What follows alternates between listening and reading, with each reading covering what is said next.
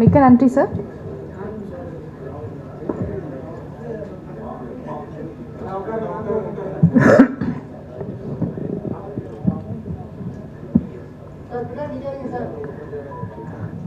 மரியாதைக்குரிய அனைத்து பத்திரிகையாளர் நண்பர்கள் மற்றும் ஊடக நண்பர்கள் எல்லாத்துக்கும் என்னுடைய பணிவான வணக்கம் தெரிவிச்சுக்கிறேன். இனிய புத்தாண்டு நல்வாழ்த்துக்களையும் தெரிவிச்சுக்கிறேன். என்னை பொறுத்த வரைக்கும் ஒரு 15-20 வருஷம்தான் ஆன மாதிரி ஒரு ஃபீலிங் மனசுக்குள்ளே. ஆனால் 50 வருஷம் ஆகிப்போச்சு அப்படிங்கிறத வந்து நினச்சி பார்க்கவே முடியல. ஸோ இந்த வளர்ச்சிக்கு காரணமாக இருந்தது எல்லாம் ஆரம்ப காலத்துலேருந்து எனக்கு வந்து இதுக்கு ஊக்கம் கொடுத்துட்டு இருந்த ஊர்லேருந்து நண்பர்கள் ஊக்கம் கொடுத்தாங்க. நிறைய பேர் வீட்டில் எங்கள் அம்மா வந்து என்ன நம்பினாங்க, நான் வந்துடுவேன் சினிமாவில் அப்படின்னு சொல்லிட்டு. ஸோ அதுக்கப்புறம் இங்கே சென்னை வந்ததுக்கப்புறம் எனக்கு ரொம்ப நாள் போராட்டத்துக்கு அப்புறம் எங்கள் டைரக்டர்கிட்ட எனக்கு ஃபஸ்ட்டு படம் வந்து 16 வயதில் அதில் வேலை பார்க்குறதுக்கான ஒரு வாய்ப்பு கிடைச்சிது. நேற்று கமல் சாரை மீட் பண்ணி பேசிட்டு இருக்கும்போது கூட சொன்னார், அந்த படம் ரிலீஸ் ஆகி ஒரு 1.5 வருஷம் 2 வருஷத்துக்குள்ளே எல்லாருமே வந்து அப்படி ஒரு மாற்றம். அதில் வேலை பார்த்தவங்க அத்தனை பேருமே வந்து அந்த மாதிரி ஒரு பெரிய ஒரு சூழலுக்கு வந்தாங்க. இது வேறு எந்த படத்தில் அப்படி அத்தனை பேர்த்துக்கு அப்படி ஒரு வாய்ப்பு, அப்படி ஒரு உயர்வு கிடச்சிருக்குன்னு சொல்ல முடியல அப்படின்னு சொல்லிட்டு இருந்தார். ஸோ அப்படி 16 வயதில்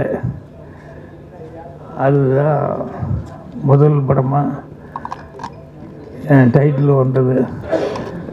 அது வரைக்கும் நான் வந்து இந்த சான்ஸ் தேடும்போது கொஞ்சம் ஒரு ஆர்வ கோளாறில் ஒரிஜினல் பேர் வச்சுக்காமல் யாராவது கேட்டால் கொஞ்சம் வேறு மாதிரி பேர் இருக்கணும்னு சொல்லி பேர் என்னன்னு யாராவது கேட்டாங்கன்னா சான்ஸ் தேடிட்டு இருக்கும்போது கோவை ராஜா அப்படின்னு சொல்லி கார்டை தூக்கி விட்டு சொல்லிகிட்டு இருந்தேன்.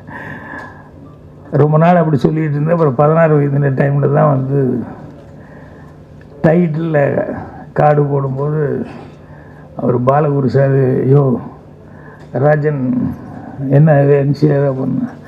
அப்போ தான் யோசிச்சுட்டு சொன்னேன், இல்லை எங்கள் அம்மா எனக்கு வச்ச பேர் பாக்யராஜ். அந்த பாக்கியத்தை நான் வந்து இழக்க விரும்பலை. நானாக வந்து ராஜன் ரத்திட்டி ராஜன் சொல்லிக்கிட்டேன். அதனால் அந்த பாக்யராஜுங்கிறதே போடுங்க அப்படின்னு சொல்லி சொன்னேன். அப்புறம் தான் கே பாக்யராஜ்னு போட்டார். எங்கள் டைரக்டருக்கு ஒன்றும் ஷாக் ஆகிட்டார். ஐயோ எவன் என் புதுசாக இருந்த கே பாக்யராஜ்னு வந்திருக்கு. இல்லைங்க நம்ம ராஜன் தான் அப்படின்னு சொன்னதுக்கப்புறம் தான் அப்படியே ஐயா உன் பேர் அதுதானா அப்படின்னாங்க. ஸோ அந்த அம்மா வச்ச அந்த பாக்கியத்தை இழந்துடக்கூடாதுன்னு அந்த பேர் கொடுத்தேன். அதுக்கப்புறமா வந்து அந்த பேர் வந்து இன்றைக்கி வரைக்கும் எனக்கு மரியாதையை வந்து உங்களால் பத்திரிக்கை நண்பர்கள் நீங்கள் எல்லோரும் வந்து நான் அசிஸ்டன்ட் டைரக்டராக இருக்கும்போது என்ன அடையாளம் தெரிஞ்சுக்கிட்டு அப்போவே என்னை எல்லாருமே நிறையா என்னை பற்றி சின்ன சின்ன செய்திகள் அது இதெல்லாம் போட்டு எங்கள் டைரக்டர் எப்படி பிரபலமாகிட்டு இருந்தார். அப்போவே கூடவே அவர் கூட அசிஸ்டண்ட் ஒரு பையன் இருக்கான் பாக்யராஜன். அந்த பையன் கொஞ்சம் சீக்கிரமாக நல்லா வருவான் அப்படிங்கிற மாதிரி எல்லோரும் கவனிக்கிற அளவுக்கு இருந்தது. எங்கள் டைரக்டரே கூட கிழக்கே போகும் ரயில் படத்துலேயே ஒரு நாள் ஷூட்டிங் முடிச்சுட்டு சாயங்காலம் எல்லாம் பேக்கப் ஆகிற நேரத்தில் வண்டிக்காக வெயிட் பண்ணிருக்கும் போது அவர் அப்போவே எல்லாத்தையும் வச்சுட்டு சொன்னார், எனக்கு அப்புறம் என் பேர் எடுத்து கொடுக்குற அளவுக்கு எனக்கு ஒரு மரியாதை கொடுக்குற அளவுக்கு வர்றது வந்து ராஜன் தான் வரப்போகிறான் அப்படின்னு. ஏன்னா அவர் கடைசி வரைக்கும் ராஜன்னே தான் கூப்பிட்டுருந்தார். இப்பவும் டக்குன்னு பாக்யராஜுங்கிறது எங்கேயா ஃபங்க்ஷன் வந்தால் தான் வரும். அப்படி வந்து அவர் ரயிலில் போய் சொன்னார். அதுக்கப்புறம் ஒவ்வொரு படத்துலையும் கொஞ்சம் கொஞ்சமாக அசிஸ்டன்ட் டைரக்டரு, அப்புறம் டைலாக் ரைட்டர், அதுக்கப்புறம் ஸ்டோரி ரைட்டர்னு வந்து அதுக்கப்புறமா வந்து ஹீரோவாக நடிச்சது. எனக்கு கிழக்கே போகும் ரயிலப்போ அந்த சுதாகர் வந்து கரும்புள்ளி செம்புள்ளி குத்தி கழுதியில் உட்கார வச்சுருவாங்க பனிஷ்மெண்ட்டு வில்லேஜில். அந்த கழுதி இழுத்துட்டு வர்றதுக்காக அந்த ஊரில் யாரோ ஒருத்தர் கூப்பிட்டா, யாரை கூப்பிட்டு இழுத்தாலும் அந்த கழுதி இழுக்கும்போது அவன் கேமரா ஓடுதா கேமராவே பார்த்துக்கிட்டு இருந்தான். டைரக்டர் திட்டிக்கிட்டே இருந்தார். வேறு வழி இல்லாமல் அப்புறம் நான் வந்து அது வேஸ்ட் எடுத்து கட்டிட்டு ஒரு டவல் ஒன்று போட்டுக்கிட்டு நான் வந்து அந்த கழுதியை பிடிச்சி இழுத்துட்டு வர மாதிரி நான் இழுத்தேன். அப்போ தான் வந்து சரி அசிஸ்டன்ட் டைரக்டருங்கிறதுனால லட்சுமி வந்தனவங்கெல்லாம் ஸ்டில் எடுத்து இது பண்ணாங்க. கோயம்புத்தூர் நான் போய் அந்த படம் ரிலீஸுக்கு போனப்போ பார்த்தா எங்கே பார்த்தாலும் நான் கழுதியை பிடிச்சி நிற்கிற மாதிரி போஸ்ட் போட்டாங்க. எங்கள் பாட்டி என்னை கேட்டாங்க, ஏன்டா போய் இந்த கழுதியை பிடிச்சி எடுத்துகிட்டு வர்றது இதுக்காடா சென்னைக்கு மெட்ராஸுக்கு போனேன் அப்படின்னு சொல்லிட்டு, இல்லை அது நடிக்கிறது தான். அப்படி போகிறா ஊர் பூரா மானம் கெடுது, எல்லோரும் பார்த்தும்போது உங்கள் பேரன் கழுதி எழுதிட்டு வரான், அதுக்கு தான் போனான்னு அப்படின்ட்டு. அப்போ எங்கள் அம்மா வந்து ஒரு வார்த்தை சொன்னாங்க, ஏன்னா அந்த சுதாகர் பையன் செஞ்ச கேரக்டரு ஏன் அந்த மாதிரி நீ செய்யக்கூடாதா அப்படின்ற மாதிரி அம்மா கேட்டாங்க.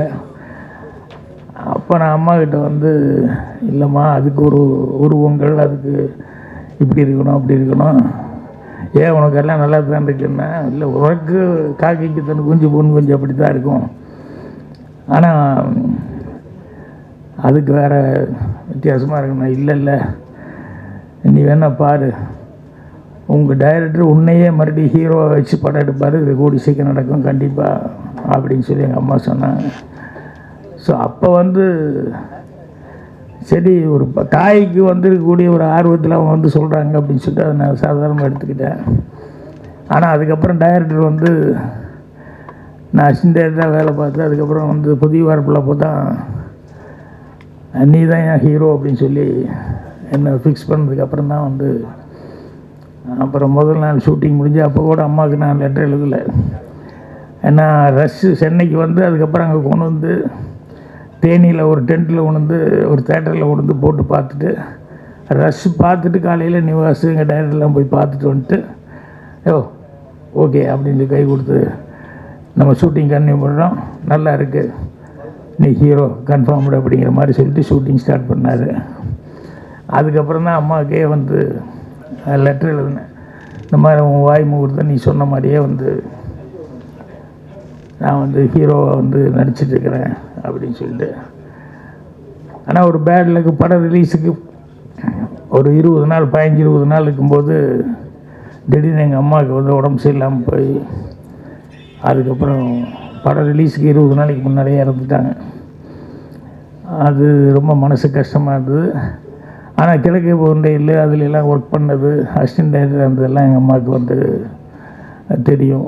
ஸோ புதிய வார்ப்புகளில் வந்து நான் நடித்து அவங்க பார்க்க முடியல. அதில் தான் ஒரு டைலாக் எழுதும்போது எழுதியிருப்பேன், இந்த பக்கத்து வீடு கூட்டிகிட்டு இருக்கும்போது பக்கத்தில் அந்த பூக்காரி கேரக்டர் ஒரு என்னவா தெரியா நீங்களே கூட்டிகிட்ருக்கீங்க, வீட்டில் சொல்லி ஒரு கல்யாணம் பண்ணி வச்சுட்டா உங்களுக்கு கொஞ்சம் சிரமம் இல்லாமல் இங்கே சிரமம் குறையுமா இருக்கு. நான் கேஷுவலாக இல்லைங்க அம்மா அப்பா ஒத்துழையில் எல்லாம் போய் சேர்ந்துட்டாங்க அப்படின்ட்டு, அதனால் நான் தான் பண்ணிக்கணும் அப்படிங்கிற மாதிரி சொல்லி சொன்னேன். நான் அதுக்கப்புறம் படம் பார்க்கும்போது தான் எனக்கு ஷாக் ஆனேன். ஏன்னா அம்மா இருக்கும்போதே அப்படி ஒரு டைலாக் எழுதிட்டேன், யாரும் இல்லை போய் சேர்ந்துட்டாங்க அப்படின்ட்டு. அப்போ சினிமாவில் சொல்லுவாங்க இல்லையா, ஆரம்பாடுற மாதிரி எதுவும் வார்த்தைகள் வரக்கூடாது அது இதுன்னு சொல்லிட்டு. ஸோ இப்படியெல்லாம் சொன்னதுங்கிறது அது படம் பார்க்கும்போது எனக்கே ஃபீலிங்காக இருந்தது. ஸோ புதிய வார்ப்புகளிலிருந்து அதுக்கப்புறம் அப்போவே பத்திரிகைகள் வந்து எல்லாருமே ஊடகங்களில் வந்து எனக்கு நல்ல ஒரு உத்வேகம் தர்ற மாதிரி என்னுடைய சூர்லாசத்தினங்களுக்கு முன்னாலேயே சிவப்பு ரோஜாக்கள் டைலாக்ஸ் எல்லாம் எழுதுனதுனால நிறமாறாத பூக்கள் கதை எழுதினேன். ஸோ எல்லாம் பத்திரிகை நண்பர்கள் எல்லாருமே வந்து எனக்கு ஊக்கம் கொடுத்தாங்க. அதுக்கப்புறமா ஒரு 3 படம் பண்ணதுக்கப்புறம் நான் சூர்லாசத்தினங்கள் வந்து பண்ணேன். ஸோ அது ஃபஸ்ட்டு படம் டைரக்ஷன் பண்ணதுலேருந்து அதுக்கப்புறம் படிப்படியாக உங்களுடைய ஆதரவில், ஏன்னா அந்த ஹீரோவை நடித்தா ஹீரோவை ஃபஸ்ட்டு படம் ஹீரோவை நடித்தேன். அதுக்கப்புறம் பார்த்தா அடுத்த படமே வந்து வில்லனாக நடித்தேன். கன்னி பருவத்தில் வந்து நான் வேலை பார்த்த கம்பெனி அப்படிங்கிறதுனால அங்கே வேறு ஆள் கிடைக்கலன்னு ஆனால் யாருக்காவது டெஸ்ட் எடுத்துகிட்டு இருக்கும்போது அதை பார்த்துக்கிட்டே இருந்துட்டு இல்லை அவரே நடிக்க வச்சா நல்லா இருக்கும்னு சொல்லிட்டு வில்லன் ரோல் செய்ய சொன்னாங்க. கன்னிபுரத்தில் வில்லன் ரோல் செஞ்சேன். அப்போ கூட நடிக்கிறதுக்கு இஷ்டம் இல்லாமல் டைரக்ஷன் மட்டும் பண்ணால் போதுன்னு நினச்சேன். ஆனால் சூர்லா சித்திரங்கள் ஸ்டார்ட் பண்ணப்போ அந்த கேரக்டருக்கு போட்டிருந்தாலும் எங்கேயோ டப்புன்னு ஒரு வாரம் இருக்கும்போது போயிட்டான்.